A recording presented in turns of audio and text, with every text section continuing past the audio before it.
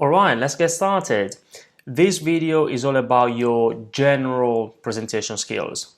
Now, if you watched the other videos from Presentation Week, we covered so many topics: sales presentations, pitching for investment, communicating on video, and many others. This is about your general presentation skills. And this presentation is designed mainly for established business owners and professionals, CEOs, founders, managing directors, senior professionals who want to improve their ability to create and deliver powerful presentations that get results. So if you are one of those, or at least if you give presentations to drive your activities and your business and you're looking for ways to do that better, more effectively, then you are in the right place. Before we get started, just in case, for those who don't know me, like everybody, my name is Andrea Pacini. I'm a presentation coach. I'm the founder of Ideas on Stage here in the UK. I'm in London, but we are also in Paris, in Milan, and in Barcelona. In the last 10 years, we've been working with hundreds of clients, from the small business owner and professional all the way up to clients like Microsoft, Lacoste, the World Bank. We've been coaching more than 300 TEDx speakers so far. So I'm very proud of our clients, as you can see. And we specialize in helping established business owners and professionals create and deliver powerful presentations that get results. And my vision for the next 10 years is to help as many impact-driven entrepreneurs as possible share the message, make an impact, and be memorable. Why? Because I believe that if you want to make a positive impact on the world, then the best thing you can do is to be an entrepreneur who has a mission that goes beyond just making money. And I know that for them, if they can use their voice for good, and I like to help them, then we can all contribute to changing the world for the better. So that's why I do what I do. Now, I want to use this video to give you 3 key ideas. That's it, just 3 key ideas for you to be able to improve your general presentation skills. And the first one is about the audience. Now, one of the mistakes I see all the time is that the very first thing we do when we need to prepare a presentation, that's what most business professionals do, is to either just open in PowerPoint and putting together some slides or any other presentation tool. It doesn't make any difference. Or they start thinking about their key messages, what they want to communicate, which is definitely much better than just opening PowerPoint, but it's not the very first thing you want to do. Now, if you think about it, when you give a presentation, you are communicating with somebody, right? So you need to start with them. When you give a presentation, it's their presentation, not yours. It's always the audience's presentation. Think of a presentation as a present. If I want to give you a present, it's your present, not mine. And so I need to make sure that I know you so that I can buy something that you like. A presentation is very similar. When you give people a presentation, it's their presentation, not yours. And so you need to make sure that you know your audience, definitely before you open PowerPoint, but also before you start thinking about your agenda, your key messages. Your messages depend on your audience and on what they need. So how can you do that? I want to give you a practical tool, an exercise that you can do every time you need to prepare a presentation. Remember your ABC. You need to start, of course, with the ABC. Audience, burning needs, context. ABC. So ask yourself some questions about your audience. Who are they? Ask yourself some questions about their burning needs. What do they really need? What do they expect from your presentation? And then also ask yourself some questions about the context. At what time of day will you be speaking? In what kind of room? Do you want to show some visuals? Can you do that? Is there a screen or a projector?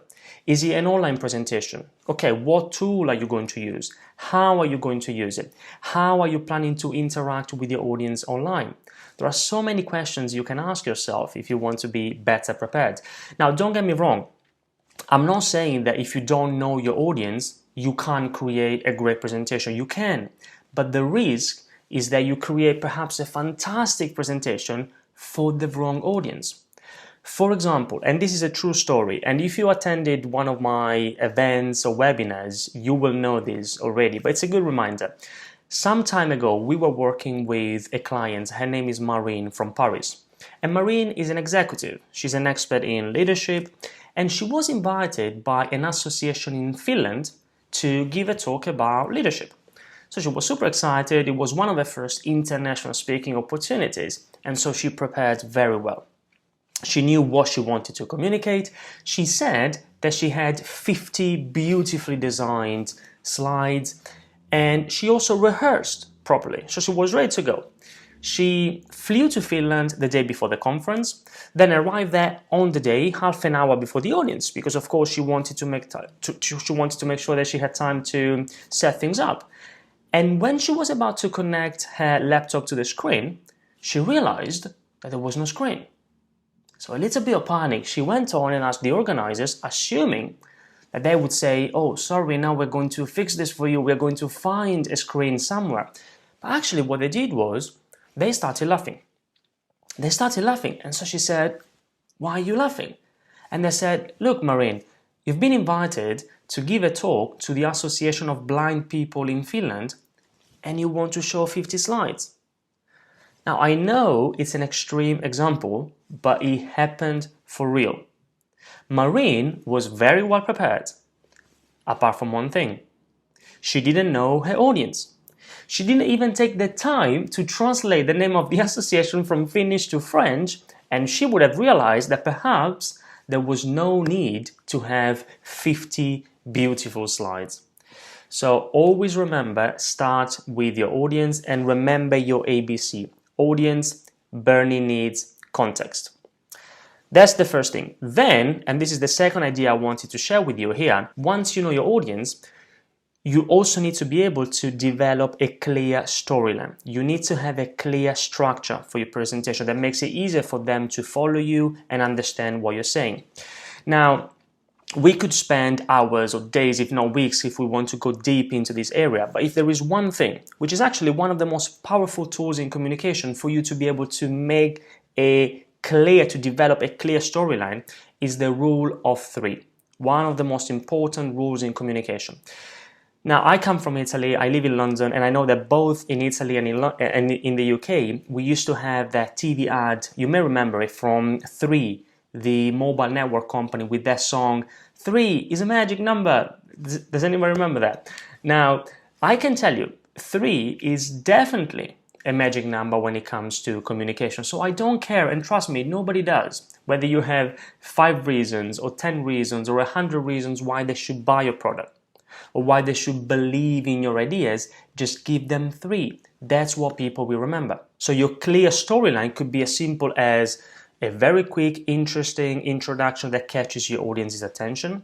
Then you have your 3 key ideas, your 3 key messages, and then a powerful conclusion, making it very clear what was your point for the audience and why they should care about it. That's how you make it clear. You see, if you do that, you will make it easier for your audience to follow you, remember what you say, and why not? Take action. Sometimes you want them to do something after your presentation. If you want to see an example of this, you might have seen it already. If you haven't, go and watch it. Steve Jobs' Stay Hungry, Stay Foolish speech to the students of Stanford. You can find on YouTube, and you can see that it clearly follows a basic 3-act play with 3 acts, 3 key messages. He starts with a very quick introduction. He says, look, today I just want to tell you 3 stories. No big deal, just 3 stories. Then he shares his 3 stories. Of course, each story had an important message behind, and then a very powerful, inspiring conclusion for the students to stay hungry, stay foolish. So make it clear. And then the last message I wanted to share with you is that you need to tell more stories. I'm sure you've heard it many times for good reason. Storytelling is one of the most powerful things you can do in communication. People remember stories much more than facts and figures. Now, just to give you an example, and I don't want to use me as an example, no, it's all, but just to give you an idea. A couple of minutes ago, I told you the story of Marine, who was invited to give a talk to the Association of Blind People in Finland, and what that meant in relation to my message. Now, my message was that you have to start with your audience. And you see, I could have communicated that message as it is, just start with the audience. But no, I asked myself, okay, what story can I tell to illustrate the point, to make it memorable? And I can promise you, you will remember Marine's story. And you see, it doesn't have to be an emotional story. It could be, like in my case, something that happened to one of your clients. It could be your own personal experience. It could be an example, a business anecdote, a case study. If you think about it, there is always a story to tell. The problem with most business presentations is that they are 99% facts, and if you're lucky, 1% story. We should turn this around. So every time you have an important message to communicate, ask yourself, what story can you tell to illustrate the point, to make it memorable? And I can promise you, this is what people will remember.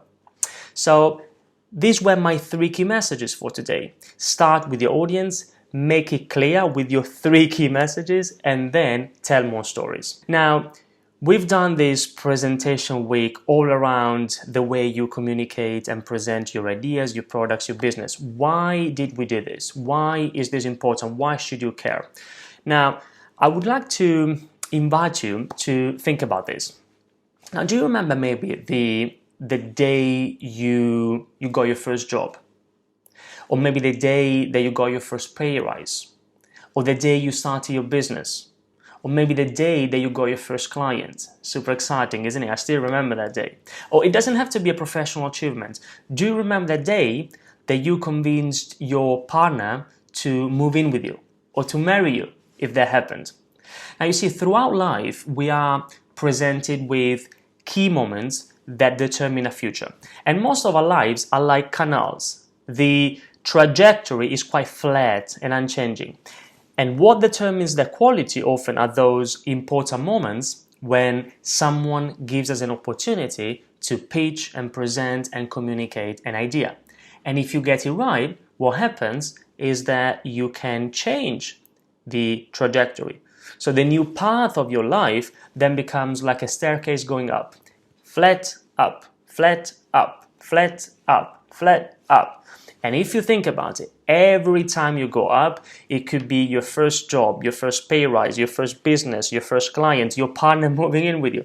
Every time you go up, it doesn't have to be a formal presentation, but it's often because of an effective way of communicating your ideas. Isn't that true?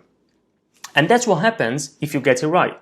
If you get it wrong, it's very simple. The path remains flat and unchanging, or if it changes, it goes down. So if you want to make sure that you continue to go up, if there is one skill, the single greatest skill to boost your business or career for you to continue to go up, is effective presenting, effective public speaking.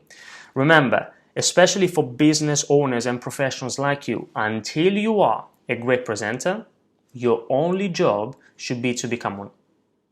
Until you are a great presenter, your only job is to become one.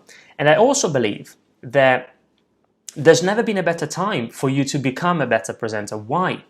Because if you look at what's going on with things like automation and artificial intelligence, and even today the fact that we can only present online, it's even harder, isn't it, for you to get your message across effectively. So today, more than ever, having a good idea isn't good enough. Think about it. If you want to land your dream job, or sell products, or lead teams, or build brands, or trigger movements, if you want to do any of these things, then you need to be able to persuade people. You need to inspire them. And this is not something that a robot will be able to do. Never. This is not something that Zoom will do for you. You still need to do that yourself. You still need to communicate with comfort, with confidence, with impact. So being able to present effectively is a skill that will become only more important, not less. So if you've attended presentation week, it's because maybe not, but maybe you are only at the beginning of your journey to becoming the best presenter you can be. And I can promise you, it's the smallest investment you can make in yourself in order to make the biggest difference to your business or career. So if you haven't started that journey, that's my simple invitation to you. Start it. Start it now, start it as soon as possible. If you've started it already, that's great. Keep going. You won't regret it. And I can promise you, your audience will thank you. They will always thank you. Thank you very much.